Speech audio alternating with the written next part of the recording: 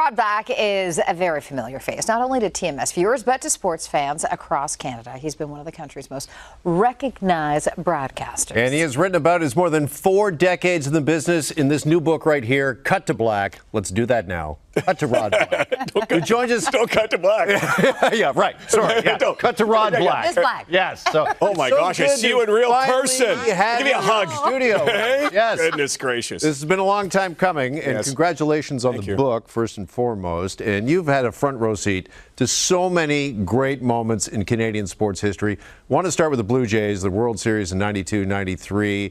Joe Carter actually writes the foreword in your book. What was it like to be a part of the broadcast crew for these historic moments? Well, it was very different back then. There was no internet. There was no social media. We had to do a lot of running around.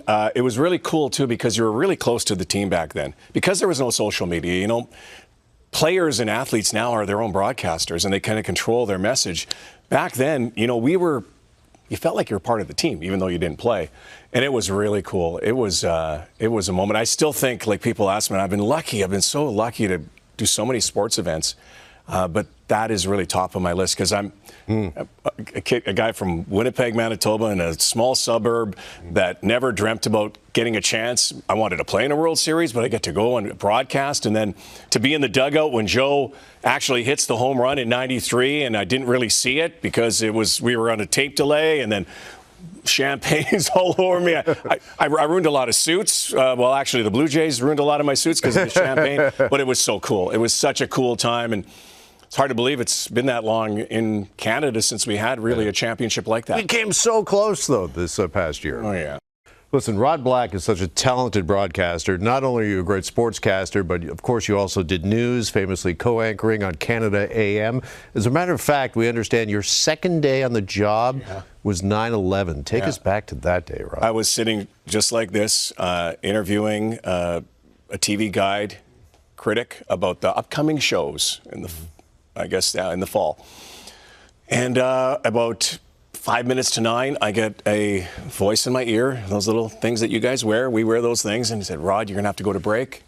We're going to have to cut to black because a plane has flown into the World Trade Center. And I went, that's exactly what I said, folks. We're going to have to take a break. We've understood there's a plane that has flown into the World Trade Center. And again, I'm a sports guy, I do scores. And that day was still, I see those images now, and it was traumatic for a while because, again, that's something I'm not used to. I got used to doing news, as you guys do, in the morning. You want to wake people up. You don't want to wake people up with this. And Lisa LaFlamme, my co-host, and I came back after that, and we thought it was an accident because planes had flown into buildings in major metropolises before.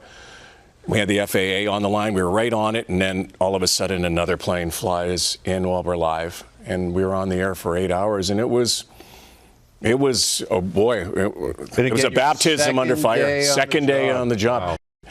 It was traumatic that day. I remember coming off the air, and I had just become a new father, and I had tears in my eyes even, and you don't like to get emotional. But during the broadcast, we were fine. But I'm really like, what is going on here? But it was really a crazy day. What a way to start a job. Yeah. Oh, yeah, for sure. I want to ask you about another moment. We talked to you about this when it first happened, but it was quite an emotional moment for you. When your son, Tyler, made his major league debut, you were in the stands, and they put you to work on TV calling one of his at-bats. Yeah, well, his first at-bat, so it was crazy. Again, I was doing a speaking engagement down in Cancun. We get a phone call. There's my wife, Nancy. It was her 30th birthday. I get a call the night before at 12:30 at night. My son goes, hey, you better get your butts down, butts up here. I'm going to the show. And I went, wow. And now I got to tell the organizers I have to leave. I'm leaving. Had to find a flight. We found flights in the middle of the morning, and defunct Spirit Airlines made it, got there. What was it like for you, Rod, after covering so many professional sporting events, to watch one of your own, your son, make his professional sports debut? The proudest moment, right? And then everybody asks me now, like I always before had those standard answers. What was the greatest thing you've called? Well, maybe the Olympics. No, that was the greatest thing. This reporter, Sophia Minert from Milwaukee, I said to my wife, okay, watch. They're probably going to interview us because he already had his hit. I just want to warn you. So she came up and she said, you know, would you like to call the next? I said, no, I'm not going to call it because he might get hit in the head. He might strike out. And I'd say if he struck out, I'd say, boy, he's just like me. He sucks. But he got another hit, so I think I blurted out, there's a base hit from my boy, Tyler Black. And there you go. And then afterwards, of course, said there was emotion. He's got tears in his eyes. And I said, yep, we're going to stay here, and I think we're going to start drinking heavily. Yeah. Well, listen, he got a base hit, but I can tell you right now, this book is a home run. Thanks, you guys. It is a great summer reading. Cut to Black is available now. Rod Black, you are always welcome, my friend, and great to see you. Oh, good to see you. Cut to Black. Okay. Cut to Black.